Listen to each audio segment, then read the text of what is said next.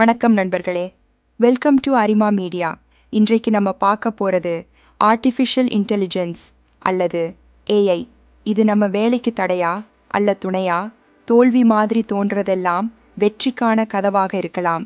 பலருக்கும் ஒரு பெரிய கேள்விதான் இது. ஏஐ அப்படின்னா மனிதன் மாதிரி யோசிக்கக்கூடிய, தானாகவே முடிவு எடுக்கக்கூடிய மெஷின்.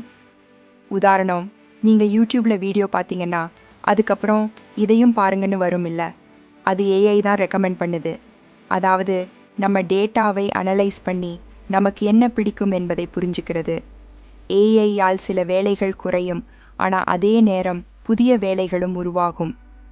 உதாரணம், டேட்டா என்ட்ரி ஜாப்ஸ் கம்மியானது, ஆனால் ஏஐயை மேனேஜ் பண்ணுற ட்ரெயின் பண்ணுற வேலைகள் ரொம்பவே அதிகமாக இருக்குது. வேலை பறிக்கப்படலை, வேலை மற்றும் மாறுது. ஏஐ எதிரியா இல்லை நண்பனா? நீங்கள் கால்குலேட்டரை எதிரின்னு நினச்சிங்களா?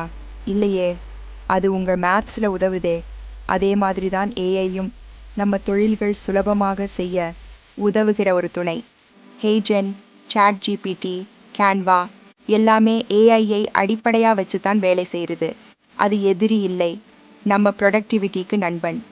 அதனால் நாம் என்ன செய்யணும்னா, புதிய திறன்கள் கற்றுக்கொள்ளணும். Prompt writing, AI tools usage, data analysis, emotional intelligence, creativity, இந்த மாதிரி ஏஐ செய்ய முடியாத ஹியூமன் ஸ்கில்ஸை வளர்க்கணும். ஏஐயை எதிர்த்து இல்லை, அதை உடன் சேர்ந்து பயனடையணும். சொல்ல வர்றது என்னன்னா, ஏஐ ஒரு எதிரி இல்லை, மாறாக நம்ம வாழ்க்கையை எளிமையாக்கும் ஒரு நண்பன் தான். இந்த வீடியோ உங்களுக்கு பிடிச்சிருந்தா லைக் பண்ணுங்க, ஷேர் பண்ணுங்க, சேனலை சப்ஸ்கிரைப் பண்ண மறக்காதீங்க.